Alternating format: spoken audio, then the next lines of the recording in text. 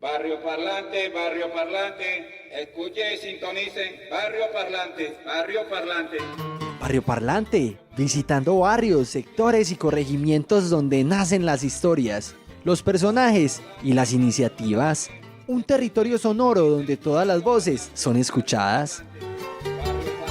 Barrio Parlante, escuche y sintonicen, Barrio Parlante, Barrio Parlante. Bienvenidos a este nuevo capítulo de Barrio Parlante. Este programa lo realiza Habitante 7 Online. Iniciamos un recorrido por las calles de la comuna para conversar con los protagonistas que son tejedores del desarrollo del territorio. Jorge Arboleda, nuestro periodista, está en las calles de la comuna buscando historias. Jorge, cuéntanos, ¿quién es tu invitado hoy? Cristina Isabel Ramos Barroso. Cristina Isabel Ramos Barroso. Sí. Con S.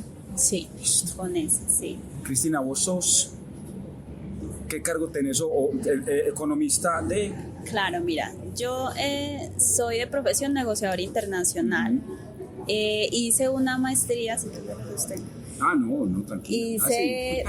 Hice una maestría en la Universidad Nacional en Economía, ¿cierto?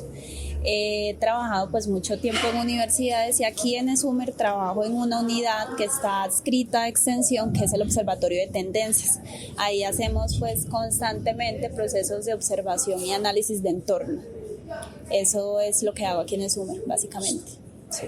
Vamos a hablar entonces de cosas puntuales, como te venía diciendo. ¿Por qué las cosas están caras en este momento? ¿Por qué de 2021 a 2020 las cosas se pusieron demasiado caras? Hablemos un poquito de ese impacto. Claro que sí. Bueno, yo creo que es un proceso que efectivamente viene desde el año pasado, cuando ya, digamos, abrieron nuevamente o quitaron los confinamientos. Todo el mundo empezó a salir a las calles, las empresas empezaron nuevamente a producir, las familias recuperaron sus ingresos, y detrás de eso, digamos que hay varios factores que pueden afectar el aumento de los del precio de los productos, o lo que conocemos como inflación. ¿Qué es eso? La inflación es un aumento generalizado en el nivel de los precios de diferentes productos o servicios.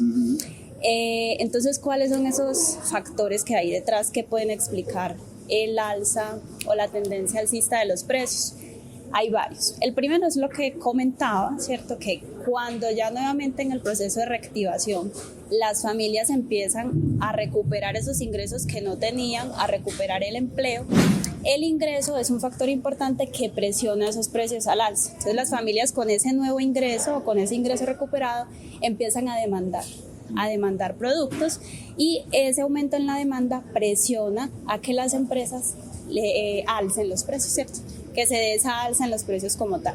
Ese es un factor. Entonces, ingreso vía reactivación de la economía, ¿cierto? Sí, nueva normalidad, la gente vuelve y coge plata, entonces los comerciantes suben los precios porque la gente tiene poder de adquisición. Exactamente. Eso es. Entonces, con el nuevo ingreso sucede eso, suben los precios. Hay otros factores que se vienen presentando también desde el año pasado, y uno tiene que ver con la crisis de suministro que hay a nivel internacional. ¿Crisis de suministro? Sí, ya voy a explicar qué es crisis de suministro o crisis de abastecimiento, y la crisis de los contenedores, que fueron dos sucesos de la mano que se dieron o empezaron a surgir el año pasado. Entonces, ¿qué es eso? Resulta que cuando China, que es uno de los mayores exportadores, ¿cierto? Es la fábrica del mundo, y además es uno de los países que tiene el monopolio de la producción de contenedores, que son los que cargan los buques, claro, y donde se transporta la mercancía. Cuando China cerró sus puertas, ¿cierto? En el contexto de la pandemia, resulta que muchos de esos contenedores quedaron regados alrededor del mundo, en diversos puertos del mundo, sin poder retornar, ¿cierto? Cuando ahora volvieron a abrir las economías, China, Estados Unidos, todas las economías, el retorno de esos contenedores y esos buques a China ha sido un proceso muy lento. Sí. Entonces, los contenedores están regados en todo el mundo, y el proceso para retornar a China es lento y además costoso.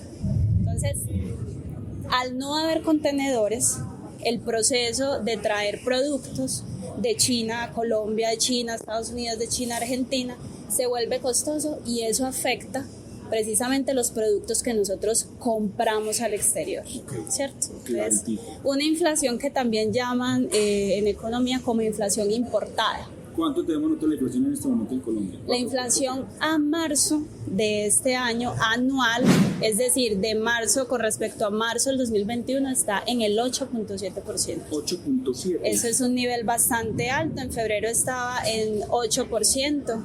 ¿Cuál es el nivel óptimo por lo general de un buen país? Nosotros, un nivel óptimo, digamos que se habla de un 3%. 4 en máximo, promedio. ¿cierto? Sí, de hecho nosotros veníamos en esos niveles, Sí. porque ¿qué pasa? Aquí el Banco Central o el Banco de la República, el Banco de Bancos, es el que se encarga precisamente de tener en el radar el tema de los precios, de tratar de estabilizar esos precios. De dialogar con lo que pasa en el mundo, ¿cierto? Sí. Exacto, y ellos, nosotros trabajamos aquí en Colombia con un esquema que se llama inflación objetivo. ¿En qué consiste eso? Que el banco se traza unas metas de inflación. Entonces, se traza unas bandas. Entonces dice, no, la inflación este año no se puede salir del 4%. Anual, eso es anual. Anual, sí. No se puede salir del 4%, no se puede hay unas bandas, ¿cierto? Y él con diferentes instrumentos, como las tasas de interés, por ejemplo, puede controlar o estabilizar esos precios. ¿Qué sucede? Que hay factores externos como los que estoy comentándote que no se pueden controlar. Eso no lo puede controlar el banco, no lo puede controlar el gobierno, no lo puede controlar nadie. Es una crisis a nivel internacional y dada la dependencia de nuestra economía nos termina afectando, ¿cierto? Entonces, crisis de los contenedores. Ahora la pregunta, ¿pero por qué no se producen contenedores? Si no hay, pues China, que es la que produce contenedores, produzca contenedores. Resulta que es que allí hay detrás otro problema, es la crisis de suministros. No hay insumos, no hay materiales para producir ciertos productos. ¿Eso es qué? ¿Hierro? ¿Eso es acero? Acero. Exacto, los contenedores los hacen de acero. Entonces, China, todo viene del contexto de pandemia, ¿cierto? Digamos que la mayoría de las cosas que estamos hablando nacen allí. Hay una crisis de suministro a nivel internacional, además de la crisis de contenedores, no hay suficientes insumos, en este caso acero, para fabricar los contenedores. Entonces eso pues ha generado una crisis total en toda la cadena de suministro para poder traer esos productos de otros países como tal. Además de esos factores, hay otros que tampoco son controlables. Ahí hablamos, por ejemplo, en el tema del dólar. El dólar... Porque la gente pregunta, ¿pero por qué subió el dólar? ¿Cómo podemos hacer que baje? Claro, mira, el dólar tiene una relación muy estrecha con el precio del petróleo. Ambos influyen en la inflación. ¿Cómo es eso? Resulta que nosotros venimos, en el caso del dólar, en un proceso de devaluación, es decir, cada vez tenemos que pagar más por el mismo dólar, ¿cierto? Una tasa de cambio, que es lo que pagamos en pesos por ese dólar, hace unos años podíamos conseguir un dólar en 3.600, 700, hoy tenemos el dólar en un promedio de 4.000, ¿cierto? Un rango de 4.000, en estos momentos está un poquito más barato, pero se ha mantenido como en ese rango. 3.800, 4.000, exacto, 4.000, incluso ha pasado ya los 4.000. Sí. Ese proceso de devaluación, que es como se conoce en economía, pues impacta precisamente esos productos que nosotros compramos al exterior, porque la gente, exacto, sumándole a la crisis de contenedores y la crisis de suministro, entonces eso hace que se encarezca más todavía los productos que traemos del exterior. Pero la gente se preguntará, pero es que importar, pues eso, a mí como consumidor eso no me afecta, eso afecta a la empresa. No, resulta que es que afecta el bolsillo del que compra en la tienda de barrio, del que compra en la tienda de cadena, nos afecta a todos, porque es que nosotros no solamente importamos productos terminados, importamos insumos. Y la gran parte de los insumos de nuestra economía, sobre todo los insumos del agro, abonos, fertilizantes, todo lo que se utiliza para producir los alimentos, los traemos de afuera. ¿Por qué se devalúa el dólar? O sea, ¿qué hacemos nosotros que el dólar no hace nada? Pues nosotros es que el peso se devalúa. ¿Por qué? Bueno, eso también ¿Eso son malas decisiones o eso qué? Ahí, digamos, hay muchísimos factores a evaluar. Por ejemplo, el tema de la inestabilidad política es un tema que afecta esos movimientos del dólar. ¿Por qué? ¿Inestabilidad qué decir? Inestabilidad política, paros, cuando la gente sale a protestar, ¿cierto? En 2019, 2020 tuvimos con el gobierno del presidente Duque muchos de inconformidad. Exacto, entonces ¿eso qué señales emiten los mercados extranjeros? Inestabilidad. Allá no lleve su dinero, no invierta, porque es que allá hay mucho riesgo. Entonces esa percepción de riesgo, exacto. Sí, porque es percepción, ¿cierto? Sí. Esa percepción de riesgo hace que los inversionistas se planteen ese tipo de interrogantes y no traigan su dinero acá a Colombia, dólares, divisas, y eso hace que esa tasa de cambio o ese peso con respecto al dólar se devalúe o pierda valor nuestra moneda. Eso es solo un factor. Eso es un factor. Sí. Nombrame por lo menos otros dos, pues así como generales. Bueno, aparte de lo que pasa es que, bueno, inestabilidad política es uno, pero básicamente con el precio del dólar todo es básicamente percepción. Las señales que nosotros enviamos al extranjero, ¿cierto? Que pueden captar los inversionistas y toman decisiones de sacar o meter dinero en el país dependiendo de la percepción de riesgo que tiene el país. Eso es uno de los factores más importantes. O sea que un gobierno tendría que como hacer una buena imagen del país para poder que los inversionistas volvieran y eso ayudaría a estabilizar el precio del dólar con respecto al dólar. Exactamente, sí. Eso es un factor. También hay otros factores. Además de generar esa imagen positiva, hay todo lo que implique que entren o salgan divisas o dólares o cualquier otra moneda extranjera, eso puede ayudar a mejorar o a deteriorar la moneda local. Uno de los sectores clave, por ejemplo, aquí que hace que ingresen muchas divisas o dólares es el turismo. Entonces, aparte de fomentar esa imagen positiva a través de un buen manejo en materia económica, en materia fiscal del país, hay que fomentar ciertos sectores o estimular ciertos sectores. En el caso del turismo... Colombia turismo. Sí, turismo, claro, porque es un sector que trae mucha moneda extranjera, muchos dólares, muchos euros, en este caso pues más dólares, que es como la moneda más fuerte que tenemos a nivel internacional. Entonces también fomentar ese tipo de sectores puede ayudar un poquito a estabilizar la moneda como tal, turismo, a que no se devalúe. Percepción de riesgo. Percepción de riesgo, ¿y cuál sería como otro...? Bueno, no, yo creo que... otro... Sí, hay otro factor que era el que ya te iba a mencionar, que es el precio del petróleo. El precio del petróleo... pues el petróleo es un insumo supremamente importante en la economía porque a partir de él se producen muchísimos bienes, productos, pero también es un insumo importante para el transporte, ¿cierto? Si ese petróleo se encarece, que es lo que está sucediendo ahorita, se encarece, que es lo que sucede con el transporte de los alimentos que traemos de China, los productos que traemos de Estados Unidos, se va a encarecer. Lo que siempre pasa, sube la gasolina, sube todo por el transporte. Exactamente, el transporte es fundamental. Sí. Ahora, entonces por ese lado tenemos inflación, ese es otro factor. Si sube el precio del petróleo, ahí hay inflación también. ¿Por qué? Tenemos que pagar más ahora por esos productos que traemos de afuera o incluso internamente en nuestra economía traer mercancías del puerto de Buenaventura. Si se incrementa el petróleo, la gasolina y traer desde el puerto de Buenaventura a Medellín, al interior, eso también presiona los precios al alza. Finalmente, ¿qué pasa con esa transición que hablan ciertos sectores políticos, transición energética alrededor del mundo? ¿Qué tanto eso afecta o beneficia? No sé, eso qué tan viable o no viable es. Bueno, mira, yo creo que esa es una apuesta que no solamente está haciendo Colombia, realmente es una apuesta a nivel mundial de buscar energías alternativas. ¿Es necesario? Sí, es totalmente necesario porque el petróleo es un recurso que no es renovable y se está agotando. Tiene un límite. De hecho, en Colombia las reservas que hay de petróleo realmente van a escasear muy pronto. Entonces, necesario totalmente. Y no solamente por el tema de sostenibilidad, de buscar energías limpias, alternativas, sino que el punto se va a formar un embotellamiento en unos años porque no va a haber petróleo.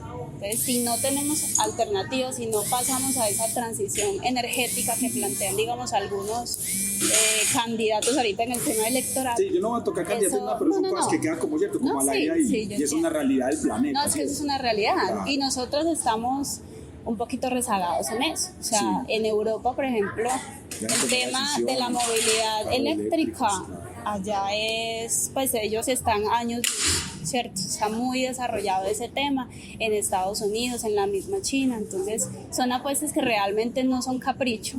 Eso es una realidad y que muchos otros países están apostándole ya hace mucho tiempo a eso. Entonces, ¿qué hay que hacerlo? Yo creo que sí. Definitivamente hay que hacerlo. Además, esa dependencia del petróleo no es buena. Miren lo que le acabo de contar. El petróleo se mueve y absolutamente mueve todas esas variables de la Todo el país que economía. depende del petróleo se va a mover todo. Exactamente. Hay algo que, bueno, quería como comentarte Mire, pensando Max, ahorita. Instagram, Sí. Ok. Con el tema del precio del petróleo, pero la gente se pregunta, bueno, ¿y por qué es que puede subir el petróleo? ¿Qué es lo que hace que ese precio suba y que afecta el precio de los productos y que se vuelvan más caros? Resulta que ahorita el precio del petróleo está alto. ¿Cuánto está? No recuerdo mucho. No recuerdo cómo está el barril, lo consultamos. Está caro el petróleo por el conflicto internacional que estamos viviendo Rusia y en Ucrania. Rusia y Ucrania. Claro, Rusia es uno de los mayores exportadores de petróleo. ¿Qué sucede? Que ahí juegan las expectativas de la gente, de los empresarios. ¿Qué es lo que genera un conflicto de ese tipo? Hace pensar en que va a haber desabastecimiento, que Rusia puede cortar ese suministro de petróleo y esas expectativas, Pánico económico. eso es un pánico y enseguida el precio se empieza a disparar. Una vez más percepción, ¿cierto? Percepción del mercado. Claro, sí, es que eso pasa con el mercado. Son percepciones, son expectativas. Entonces, ante ese temor o ese pánico de desabastecimiento del petróleo, eso inmediatamente impacta al alza el precio del petróleo y por ahí se va filtrando el tema de la inflación, ¿cierto? Sube el petróleo, entonces eso encarece. El transporte encarece los precios de los productos que traemos de afuera. Eso es. Bueno, con la inflación, ¿qué otro factor se me escapa? No, yo creo que esos son básicamente los... Pues a mí me parece muy bacano todo lo que me dice, porque me lo dice en orden ahí, entonces me queda como muy navegable. No, y escribirlo. además es que en economía pasa algo, que todo es un sistema, la economía es muy compleja. Entonces, si hablamos de una variable, tenemos que tocar otras, porque esto es un ciclo, todo afecta a todo, ¿cierto? Entonces, si no, con la inflación creo que no se me escapa. Te mencioné la crisis de contenedores, insumo, el precio del dólar, Sí. El incremento en el ingreso de los hogares, ¿cierto? Sí, yo creo que son básicamente todos los que estamos viviendo en este momento. Sí, Si se llega a pasar algo, te acuerdas de algo, pues hablamos y ya me contás, ¿cierto? claro que sí. Bueno, no sé si de pronto, pues no me has preguntado, pero yo te voy a comentar de pronto qué es lo que se espera con este tema para este año. Sí, o sea, ¿cuáles sí, son las... total, Hablamos de total, se me expectativas. escapaba, claro. ¿Cuáles son las expectativas? Bueno, mira, en el tema de la inflación se espera que esta disminuya. O sea, el tema de la crisis de suministro, los contenedores es un tema que ya se está solventando, sí. ya se está resolviendo. Entonces se espera que a finales de este año ya eso esté medianamente controlado y que se vuelvan a estabilizar esos precios. Beni, porque Colombia siempre ha tenido como una inflación más o menos controlada, ¿cierto? Sí. 3, 4... Desde que se implementó el esquema de inflación objetivo, esas bandas que te cuento, Eso, sí, esas metas, siempre Colombia ha tenido una inflación muy estable. Esto es particular por el tema de pandemia que subió y listo. Exacto, ¿cierto? esto es lo que en economía se conoce como coyuntural, es decir, derivado de esa situación en particular que fue el contexto de pandemia. Muchas de las cosas que están ocurriendo hoy a nivel de la economía son derivadas del contexto de la pandemia. Nosotros una inflación tan alta desde los 90 con la apertura económica no la teníamos, ¿cierto? Claro que ya eran unos niveles muy altos, pero no teníamos hace mucho tiempo esos niveles de inflación, pero esas son las causas que pueden estar explicando el aumento de los precios, sobre todo en los alimentos.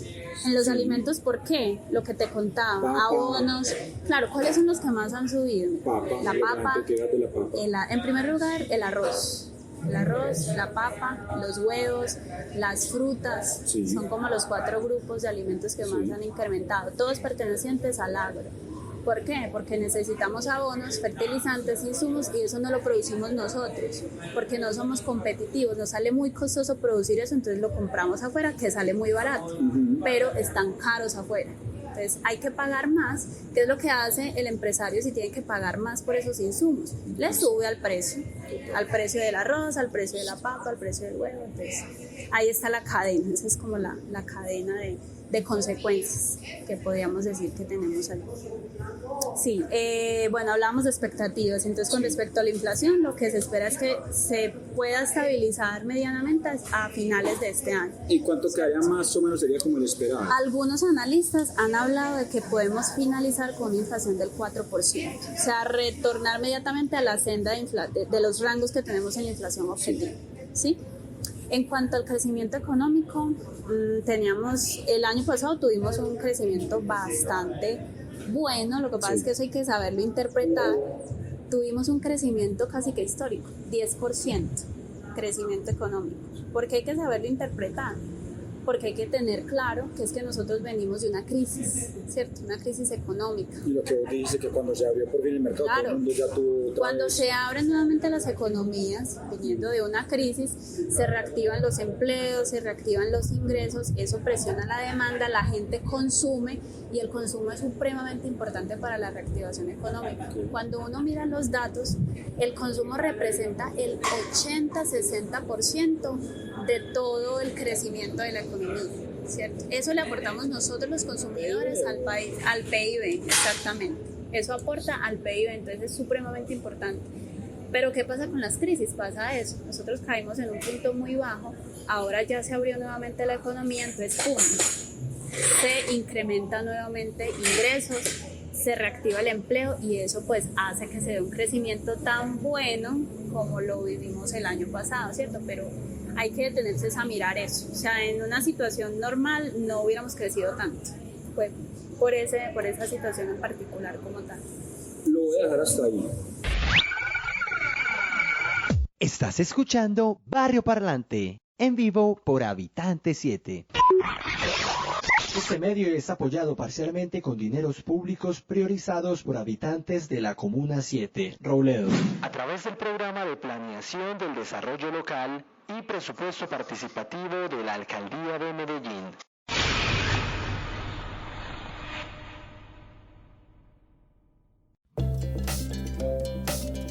Así terminamos un nuevo capítulo de Barrio Parlante. Gracias por acompañarnos. Pronto te contaremos más historias. Sigan con nuestra programación.